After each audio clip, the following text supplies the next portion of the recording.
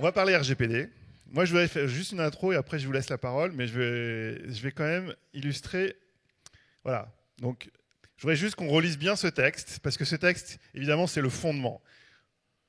Consentement de la personne concernée. Toute manifestation de volonté libre, spécifique et informée par laquelle la personne concernée accepte que des données à caractère personnel la concernant fassent l'objet d'un traitement. Voilà. Évidemment, il faut que le traitement de données personnelles, c'est vraiment le texte, ne peut être effectué que si la personne concernée a indubitablement donné son consentement. Voilà. Donc là, on voit bien que le RGPD révolutionne complètement le marketing. Ah non, en fait. Ah ben non. Parce que ce texte-là que je viens de vous montrer, ça date de 1995, avant Internet.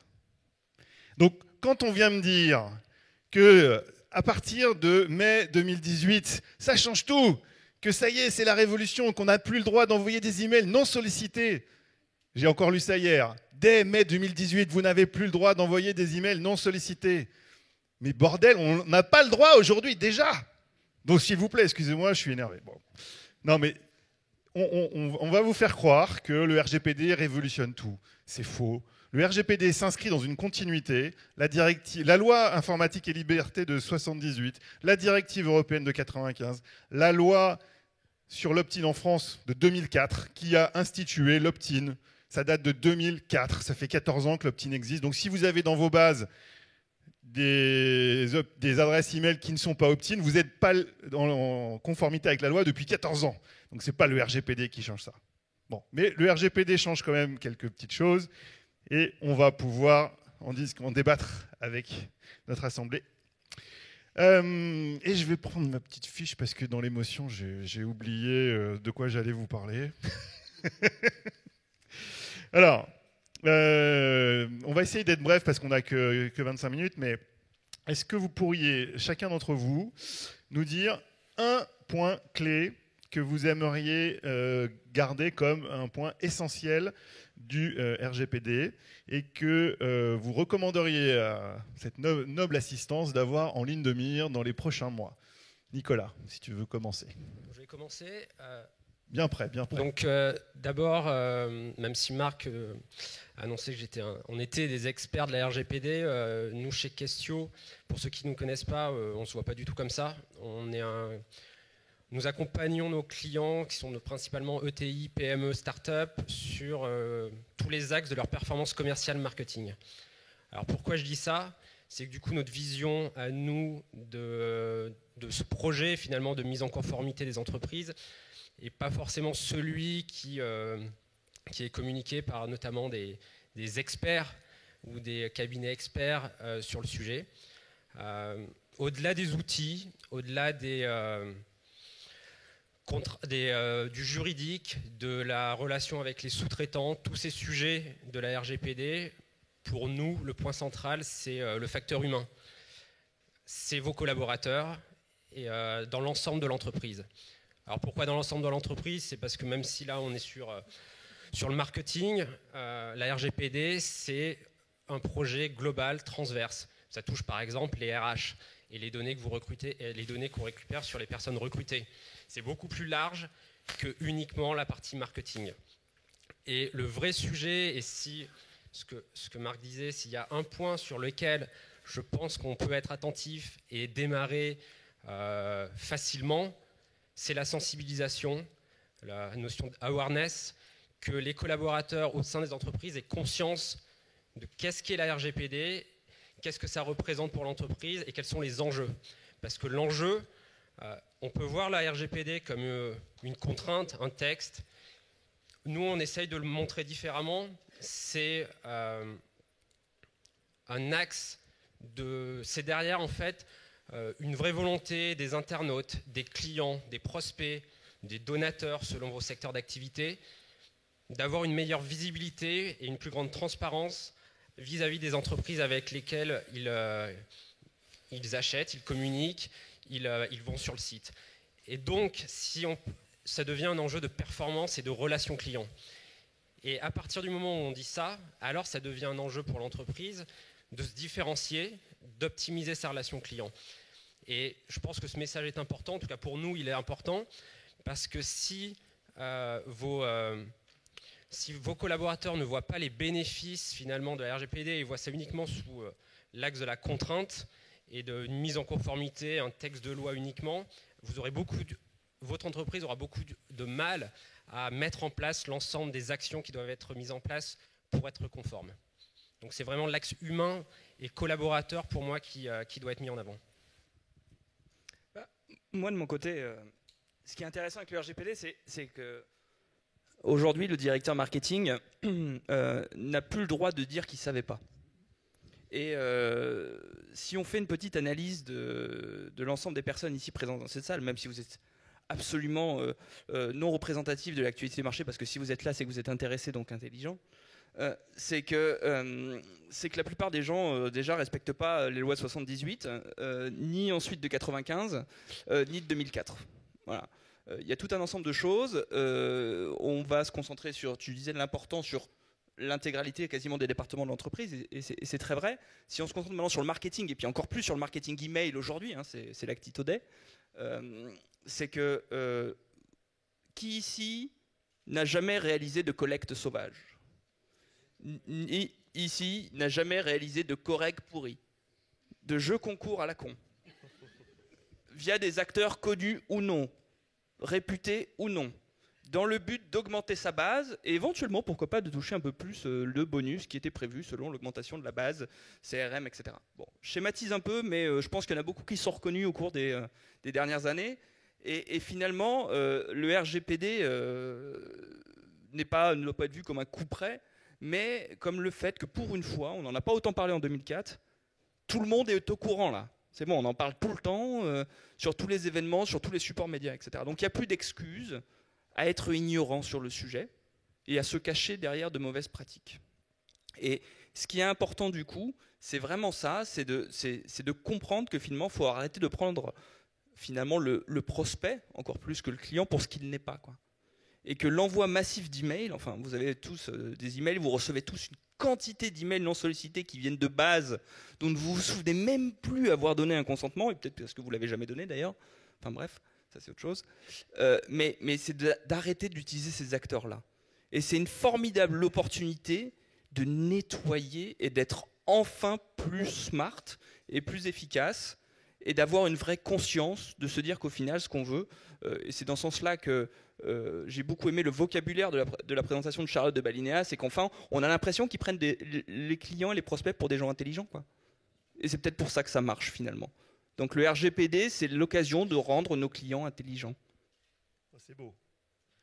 C'est beau, non, c'est vraiment beau. Benoît. Que dire après ce qui a été dit, ce qui à mon avis, retrace très très bien la problématique. Je reviens quand même un petit peu en arrière. Tu as commencé en nous présentant comme étant des spécialistes, et c'est peut-être le problème en fait. Quand on parle de spécialistes de RGPD, ça veut dire qu'on met la problématique comme quelque chose qui est extérieur à l'entreprise, alors qu'en réalité c'est tout à fait le contraire. Le RGPD pour moi, ça doit amener une vision beaucoup plus holistique. Globalement, alors on l'a dit tout à l'heure, déjà le RGPD ne s'applique pas qu'au marketing, ça s'applique à tous les traitements dans l'entreprise, donc dès qu'on traite des données, mais surtout ça nous ramène au fondement de ce que c'est qu'une entreprise. Si vous réfléchissez, c'est quoi le fondement d'une entreprise? C'est l'entrepreneur, oui, certainement, c'est le fondement en ce sens que c'est le créateur. Moi je suis un des créateurs d'Actito et je suis le fondement, mais comme je disais à Marc, l'entreprise elle dépasse très rapidement son fondateur, et finalement ce qui reste, c'est quoi? C'est le client. Et c'est le consommateur. Et si on rapproche ça d'un thème qui est très à la mode et que nous on a aussi pas mal exploité, qui est le thème de la customer centricity, c'est-à-dire de l'entreprise qui est centrée sur le client, eh bien là, on comprend ce que c'est que le RGPD. Pour faire une entreprise qui est centrée sur le client, il faut connaître le client. C'est la connaissance client. Or, la seule manière de connaître le client, c'est de lui demander de partager avec nous l'information à son propos. On ne peut pas lui voler l'information. On est dans une époque où aujourd'hui, les gens ne donnent pas volontiers une information, ils ne vont pas en tout cas permettre qu'on leur vole l'information. D'ailleurs, il y a des études qui montrent que quand on les force à donner de l'information, ils donnent de la fausse information. Ils trafiquent leur adresse, ils donnent une adresse email qui est incorrecte. Petit exemple, très simple, c'est assez marquant. On a un client en Belgique qui est une chaîne de restauration, on en a quelques-unes, donc je ne trouvais pas laquelle, et qui nous dit en gros, ben voilà, moi j'ai des formulaires ici, c'est son agence plutôt qui nous dit, j'ai des formulaires et je voudrais vous balancer à vous, Actito, des adresses e-mail, mais je voudrais que Actito arrête, si c'était possible, de nous empêcher d'introduire dans la base de données des adresses e-mail fausses. Ce qui se passe, c'est qu'en fait, les gens en ont tellement marre qu'on leur pique leurs données à travers des jeux concours, comme tu dis, à la con, c'est qu'ils mettent n'importe quoi dans les formulaires. Mais si c'est ça le résultat de l'opération marketing, on a complètement raté son marketing, on a raté sa communication. On ne fait pas de la customer centricity, on n'est pas centré client. Donc, si je fais ce pas en arrière, et après, le client a très bien compris quand Alain lui a expliqué que la vocation d'Actito, c'était de faire de la qualité. C'est d'ailleurs une des obligations du RGPD, c'est data accuracy, la qualité des données. Donc il a bien compris que s'il voulait avoir une relation de qualité avec ses clients, il devait aller au-delà de cette ambition que les gens avaient autrefois d'avoir la plus grosse base de données possible. C'est une donnée de qualité et une donnée qui est fournie par le consommateur en pleine connaissance de cause. C'est ça le fondement du RGPD. C'est le retour vers le client.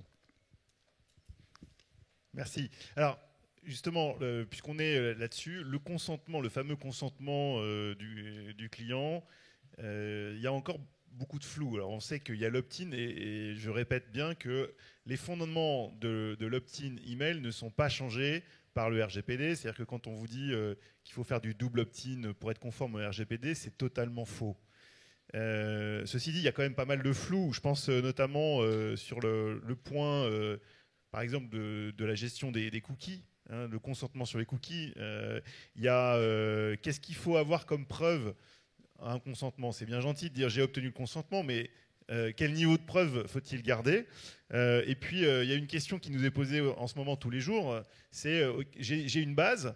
Est-ce que je dois l'acheter et je dois tout réoptimiser? Est-ce que je dois redemander le consentement sur tout ce que j'ai? Voilà, c'est 3 questions. Jérôme, peut-être tu peux commencer sur la partie gestion consentement cookie. Ouais, c'est assez intéressant. Donc, encore une fois, le RGPD ne change rien au niveau des consentements des cookies, hein, depuis privé ici. On a vu tout un ensemble de sites qui ont mis à la va-vite, hein, souvent le fameux bandeau accepté en haut.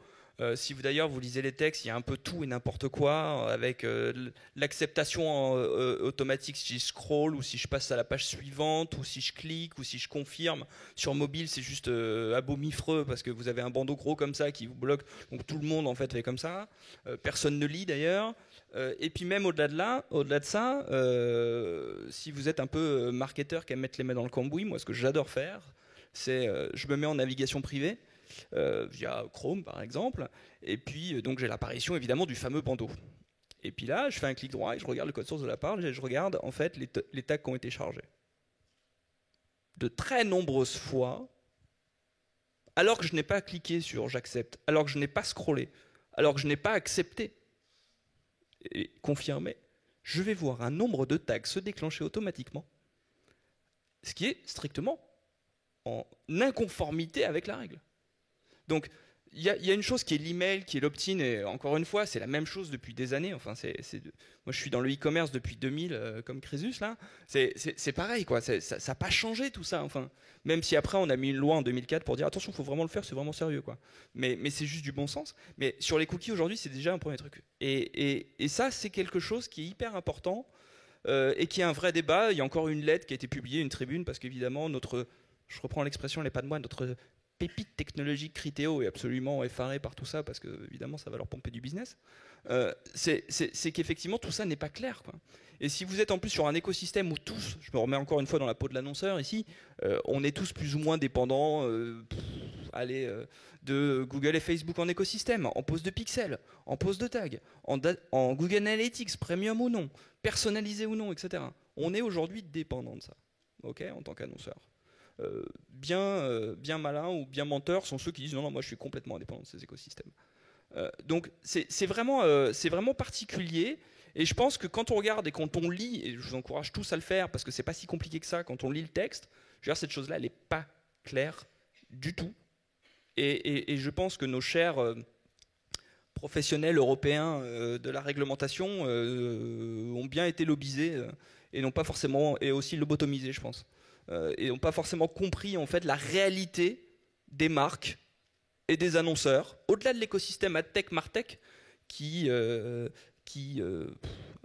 va dire, doit présenter carte blanche, patte blanche, on va dire comme ça, mais il y a vraiment une réflexion côté de l'annonceur. Et aujourd'hui, c'est un petit peu dommage que ce soit les médias qui fassent une lettre ouverte anti-RGPD, publiée hier sur le site de Stratégie notamment.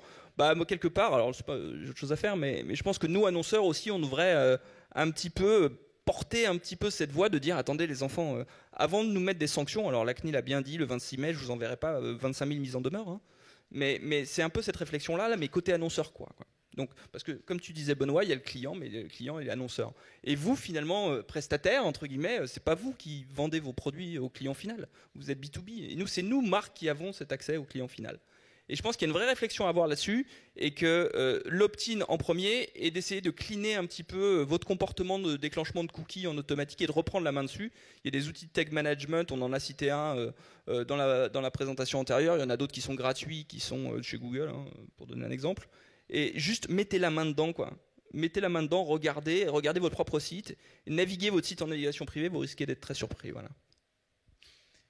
Nicolas, sur la preuve du consentement, qu'est-ce qu'il faut apporter comme preuve pour, à minima, être de bonne foi et pouvoir, en tout cas, montrer patte blanche et montrer qu'on va dans la bonne direction?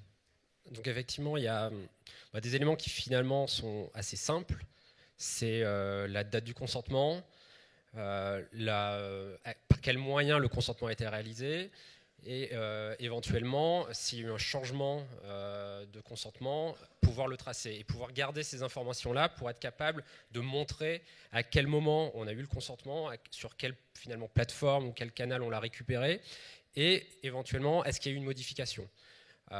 C'est des choses assez simples finalement. Après, la vraie complexité sur ce sujet, c'est le prestataire, comme je disais, on est dépendant en tant que marque d'un écosystème, et dans cet écosystème, tout le monde n'a pas pris forcément la pleine mesure de la RGPD, de ses impacts, et donc n'est pas forcément capable de délivrer ce type d'informations. Mais je crois que je m'inscris tout à fait dans ce que Jérôme disait, là, ça a un avantage, c'est finalement des choses qui tournaient de façon un peu automatisée, sans qu'on prenne le temps de regarder, de creuser ce qu'on avait comme information, comment elle était récupérée, si on l'a récupérée déjà. Mettre la main dedans, la RGPD, c'est un bon moyen finalement de mettre la main dans le cambouis, de voir ce qui se passe, de remettre les choses à plat, sans partir sur des projets incroyables et trop ambitieux, mais en tout cas de faire une mise à plat de ce qu'on fait, de comment on récupère les informations, parce qu'on l'a dit, la RGPD ne révolutionne pas du tout la notion d'opt-in et de consentement finalement. Et donc vraiment autant bénéficier de ce nouvel règlement pour travailler sur ce qu'on a, comment on le fait, comment l'améliorer. Et encore une fois, il n'y a rien de... Même si certains acteurs donnent l'impression qu'il faut des experts justement pour aller dans la démarche de mise en conformité, je pense que non, ce n'est pas le cas. On peut démarrer très simplement et déjà, encore une fois, regarder comment on récupère les consentements, comment on les trace, comment on les historise. C'est une première étape finalement simple, mais optimale. Ouais, Benoît, une question très pragmatique et concrète que nous posent tous nos clients, qui est, OK, j'ai une base, j'ai des opt-in, j'ai des opt-out. Est-ce que ça veut dire que je dois redemander le consentement à tout le monde? Est-ce que je dois mettre cette base, entre guillemets, à la poubelle et repartir de zéro le 26 mai 2018 ? C'est volontairement que je mime le doute. Parce que, en fait, c'est très compliqué. La réponse, ça va être non. Je vends déjà la mèche, ça va être non. Il ne faut pas l'acheter. Mais c'est très compliqué. Le problème, c'est la genèse de toute cette histoire. En réalité, je reviens sur ce qui a été dit tout à l'heure. Notre industrie, je dis l'industrie du MarTech et de la tech, a, je pense, mené un très mauvais combat. Mais un très mauvais combat. Elle a voulu se défendre, enfin se battre contre des moulins, en se battant contre le RGPD, toutes les réglementations, e-privacy, etc. Et ce faisant, elle a perdu, à mon avis, l'objectif premier. C'est de faire en sorte qu'on ait des règles qui soient claires et que tout le monde comprenne. Donc ils ont passé énormément de temps à se battre contre ces règlements, au final au seul profit de Google et de Facebook, il ne faut pas se tromper. Et puis maintenant on se retrouve dans une situation où on a eu un délai très très court pour implémenter, et honnêtement, personne ne sait véritablement à quelle sauce on va être mangé. Pourquoi ? C'est là qu'ils auraient dû se battre. C'est amener le régulateur à faire un cadre cohérent. Le cadre, il n'est pas cohérent. Parce qu'il y a des réglementations, des bouts de réglementation partout. Il y a le GDPR, le RGPD, qui parle du consentement sur les traitements à des fins de marketing. Ok. Il ne parle pas d'email, il ne parle pas de canal, il ne parle pas de cookies. Donc il faut aller chercher la vérité. Où ça ? Dans des textes anciens. Donc dans la directive européenne concernant les communications électroniques. Qui ne dit pas la même chose que l'RGPD. Pas du tout. D'ailleurs, elle parle que de canaux électroniques. Par exemple, elle ne parle pas du canal call center, par exemple, ou de la poste. Et ça va être encore bien pire pour les cookies, parce que les cookies, il y a un autre règlement qui va sortir, qui aura aussi un temps de mise en œuvre probablement encore plus court. Donc on va se retrouver véritablement dans un capharnaüm horrible. Et aujourd'hui, si vous posez la question, maintenant sérieusement, au-delà de la réponse très simple, il n'y a personne qui peut vous répondre vraiment de manière totalement claire sur comment viennent se combiner toutes ces réglementations. Mais pour revenir à ta question de départ, désolé pour l'ellipse, eh bien, le texte lui-même, parce qu'il faut lire, ça c'est un truc de juriste, en fait c'est fait comme ça un règlement. Il y a d'abord beaucoup de pages, une trentaine, avec du charabia, il faut le lire, et puis après il y a le texte. Et alors quand on lit le texte, on dit ouais finalement c'est pas difficile, le RGPD, il y a des articles, article 1 qui dit ça, article 2. Mais en fait, le texte s'interprète à la lumière de ce qu'il y a dans les considérants. Les considérants, il y en a un nombre considérable, ça doit être pour ça que ça s'appelle les considérants. Et dans les considérants, c'est là que se trouve la vraie volonté du législateur. Eh bien il dit, en toutes lettres, suffisait de lire, mais personne ne l'a lu, que vous pouvez effectivement considérer que les bases qui ont été les opt-in et les consentements qui ont été obtenus sous l'empire de l'ancienne réglementation, ils restent valables. Eh bien voilà. Donc tous ceux qui ont écrit sur leur site web, vous allez devoir jeter votre base de données, ben, ils doivent revoir leur copie. Voilà donc la réponse. C'est le préambule 171. Donc si vous n'avez pas envie de lire les 30 pages de considérants, mais que vous voulez directement avoir la preuve de ce que vient de dire Benoît, voilà. Vous prenez le texte original, vous allez au préambule 171, et c'est écrit en toutes lettres, tous les consentements obtenus légalement reste conforme. Évidemment, si vous avez fait des jeux concours à la con avec de l'opt-in mutualisé illégal, ah ben oui, non, là c'est plus conforme RGPD. On est d'accord. Un point important, c'est l'articulation responsable de traitement et sous-traitant, puisqu'il y a une responsabilité finale qui est claire sur le responsable de traitement, mais avec une responsabilité conjointe avec ses sous-traitants. Et du coup, c'est intéressant d'avoir le point de vue de l'annonceur. Comment tu vois ce RGPD comme finalement une opportunité peut-être de renouveler un peu la relation entre l'annonceur et ses prestataires ? Ouais, c'est ça. Moi, j'ai eu l'occasion d'avoir travaillé dans différents secteurs, différentes entreprises, etc. Et très souvent, quand on arrive, ce qu'on fait, c'est qu'on regarde l'écosystème de partenaires avec lequel on travaille.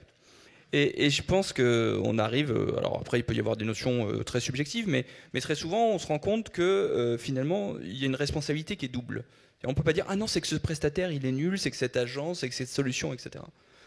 Comme on dit, tout mauvais déploiement d'une solution ou d'une campagne est très souvent lié à un mauvais brief. Et qu'est-ce qui fait le mauvais brief? L'annonceur. Donc la responsabilité doit être complètement partagée à ce niveau-là. C'est l'occasion effectivement de cleaner. Et c'est l'occasion de se parler en fait finalement de tout ça. Et de se remettre un petit peu en question et de remettre un peu en question son écosystème de partenaires. Et quand vous allez discuter avec votre écosystème de partenaires, et d'ailleurs c'est un bon test, vous pouvez le faire très benoîtement, parlons RGPD. Tous ceux qui vous disent « Oui, bah d'ailleurs c'est très important et je vais te facturer tant et je te propose de te faire une prestation », déjà ceux-là vous les éliminez, vous les fuyez, déjà pour commencer. Et puis il y a ceux avec qui disent « Bon, asseyons-nous, parce que là-dedans, effectivement, la responsabilité elle est partagée. Et moi, je peux te dire, parce que moi, prestataire, j'ai quelque chose que tu n'as pas, c'est que j'ai un benchmark incroyable de clients. Et je peux te dire que rien qu'en regardant tes taux d'ouverture, tes taux de réactivité, ta delive et tout un ensemble de facteurs, je vais pouvoir te dire, moi, prestataire, ouais, il y a de grandes chances que ce que tu fais, c'est pas forcément très clean. Soit maintenant, soit dans le passé. Voilà. Alors, il ne va pas vous le dire spontanément en disant tu fais du mauvais boulot.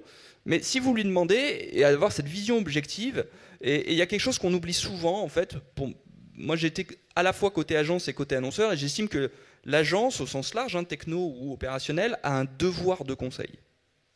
Et c'est ce devoir de conseil qu'il faut laisser le prestataire exercer, et d'avoir l'humilité en tant qu'annonceur de lui dire « S'il te plaît, parle-moi sans filtre. Et dis-moi si je fais les choses bien ou pas. » Et c'est ça qui est important. Et c'est là où finalement on se retrouve avec des partenaires et des prestataires avec qui on va pouvoir discuter, et on va pouvoir approfondir, on va pouvoir améliorer. Et c'est l'une des valeurs, moi, que je retrouve chez Actito. Alors, je tiens à faire un disclaimer, je ne suis même pas client, pour plein de raisons, qui ne sont pas liées à Actito. Mais voilà, on retrouve en fait chez eux une espèce de proximité, de possibilité de dialogue cru et sans filtre, si on arrive à se quitter notre grand manteau d'hermine d'annonceur qui fait qu'on est intouchable. Voilà, donc c'est ça qui est important et qui pour moi est clé dans ce duo entre guillemets. Et donc parlez avec vos prestataires qui sont les plus pertinents. On peut parler de l'agence média, même si c'est très mail aujourd'hui aussi. Dites-le, le nombre de fois où vous avez envoyé des mails en base Excel non cryptés de manière à ce qu'ils puissent faire du reprofiling. Non, mais upload cette custom audience pour moi sur Facebook. Tiens, je te donne les accès, j'ai la flemme de le faire ou je sais pas le faire. Enfin, voilà, il y a tout un ensemble de choses à se mettre à ce niveau-là et de parler avec l'agence média, avec votre prestataire email, avec également les personnes qui vont gérer vos campagnes d'acquisition display, etc. Parlez avec eux, remettez les choses à plat. Puis dites-vous les choses, et puis voilà, vous dites juste à l'entrée, n'enregistre pas cette conversation, c'est tout quoi. Alors là, il y a le petit jingle qui nous dit qu'il nous reste 5 minutes, donc on va avancer. Une question, et on conclura, Benoît, par ce que fait Actito concrètement sur le RGPD en tant que sous-traitant. Mais juste une question aussi très concrète, Nicolas, sur le quid des sous-traitants localisés en dehors de l'Union européenne. Qu'est-ce que dit réellement le RGPD? Est-ce que ça veut dire que on n'a plus le droit de travailler avec des sous-traitants localisés en dehors de l'Union? Enfin voilà, quelle est la réalité? Encore une fois, on va démystifier. Oui, tout à fait. Mais en fait, finalement, Jérôme a commencé à apporter un élément de réponse. On peut très bien travailler avec des sous-traitants qui ne sont pas dans l'Union européenne. Ça, c'est un premier point. Il y a des spécificités qui sont indiquées en termes de clauses contractuelles, etc. L'objectif, c'est pas de les revoir maintenant. Ça prendra un peu de temps. Par contre, effectivement, nous, on le voit avec nos clients. On a beaucoup de prestataires, de sous-traitants hors UE qui, même encore aujourd'hui, n'ont pas pris la pleine mesure de la RGPD et de l'impact.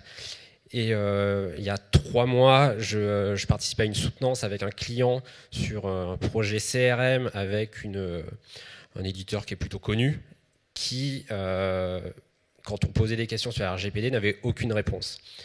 Et je pense que le bon moyen d'avancer dans la relation avec ces sous-traitants, finalement, peu importe qu'ils soient Europe ou hors Union européenne ou Union européenne, c'est ce que tu disais, le devoir de conseil. C'est de les laisser vous conseiller, voir si déjà ils ont la capacité de vous conseiller, c'est un premier élément. Et oui, et c'est d'essayer de se projeter, c'est de se dire, dans la mise en conformité de ma société, est-ce que je me vois avancer avec ce sous-traitant ? Est-ce qu'il a la capacité, et pour certains la volonté, de faire fonctionner justement ce duo sous-traitant et annonceur? Et je pense que déjà, avoir la réponse à cette question, ça donne déjà des premiers éléments sur est-ce que je dois travailler ou pas avec ce sous-traitant. Benoît, peut-être un mot pour conclure sur ce que Actito, en tant que sous-traitant, fournit à ses clients responsables de traitement. On a vu tout à l'heure la roadmap avec ce qui va sortir dans 3 mois avec un certain nombre de features. Est-ce qu'au-delà de ces features, tu peux évoquer d'autres aspects de l'accompagnement d'Actito sur le RGPD?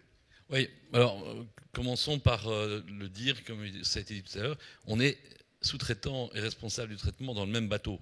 Ça, c'est quelque chose qui change dans le RGPD. C'est que autrefois, on pouvait encore se renvoyer la balle et dire non, c'est pas moi, c'est lui. Ici, le texte est relativement clair. Vous êtes tous les deux responsables dans une certaine mesure. D'ailleurs, il y a des nouveautés du genre, il y a des sous-traitants qui deviennent en fait co-responsables du traitement, ce qui n'existait pas avant. Il faut faire attention à ça. Donc, on est vraiment dans une logique de partenariat et on lie nos deux entreprises quand on se lance dans une relation aujourd'hui de sous-traitant. Et ça, nous, c'est quelque chose qu'on a vraiment vissé dans nous. Par le fait que moi, je suis juriste en la matière, je travaille là-dedans depuis 25 ans.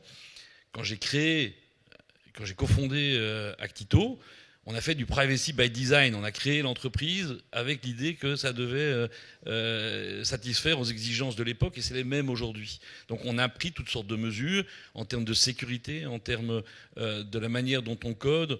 On répond favorablement aux audits. On n'envoie pas promener les gens qui nous disent on veut auditer votre infrastructure, ce que beaucoup de gens font aujourd'hui. Ils disent écoutez, désolé, vous n'avez pas payé, vous n'avez pas droit à un audit. Mais nous, ça fait partie de notre culture. On se soumet à ça, dans des conditions à définir, bien entendu, mais on se met dans un mode partenarial parce que notre ambition, c'est d'aider notre client à y arriver. Donc ça fait partie de l'accompagnement qu'on offre. Alors moi, avec le temps que j'essaye aussi d'aider. C'est-à-dire que si il y a des entreprises qui veulent avoir, par exemple, une information en interne, l'awareness, on l'a dit au départ, c'est le truc principal, que les gens dans l'entreprise comprennent, eh bien, on organise un séminaire et on vient très volontiers chez vous pour vous parler 1 ou 2 heures de ce que c'est que le RGPD, ce que vous pouvez encore faire aujourd'hui dans les délais que vous avez. Ça, c'est encore quelque chose qu'on fait. On essaie également de produire des articles. Il y en a régulièrement sur notre site. Il faut suivre. On va d'ailleurs les rendre plus accessibles avec une section spécifique RGPD. Comme ça, vous les aurez. Chaque fois, d'ailleurs, regardez, les articles sont intéressants parce que c'est souvent une vision qui est un tout petit peu disruptive par rapport au ronron habituel de pas mal de gens. Et ce qui est très intéressant, c'est que souvent, c'est Marc qui écrit. Et donc lui, c'est pas un juriste, mais parfois je suis surpris parce qu'il comprend bien. Il vient avec son sens business interroger les concepts du GDPR. Puis il y a un dialogue qui s'installe entre nous et on essaye de fournir quelque chose que tout le monde comprenne. Voilà, ça c'est la philosophie qu'il y a derrière. C'est clairement cette philosophie partenariale pour qu'on sorte grandi de cette épreuve, entre guillemets, RGPD. Alors, deux points pour conclure là-dessus. Premier point, je suis sûr que vous avez plein d'autres questions. Et nos experts seront là tout l'après-midi pour y répondre. Donc, on ne va pas faire une séance de questions-réponses maintenant. Mais par contre, cet après-midi, dans l'espace networking au rez-de-chaussée, ce qu'on appelle l'espace partenaire, il y a aussi un espace Actito. Là, vous avez Benoît, Alain qui seront là et qui pourront répondre à vos questions sur le RGPD. Deuxième petit point, dans le sac que vous allez emporter chez vous en partant, que vous demanderez au vestiaire ou à l'accueil, vous aurez un petit livret qui a été très bien fait par nos équipes marketing sur 10 conseils sur le RGPD et comment s'engager sur la voie de la conformité. Voilà, messieurs, un grand merci. Jérôme.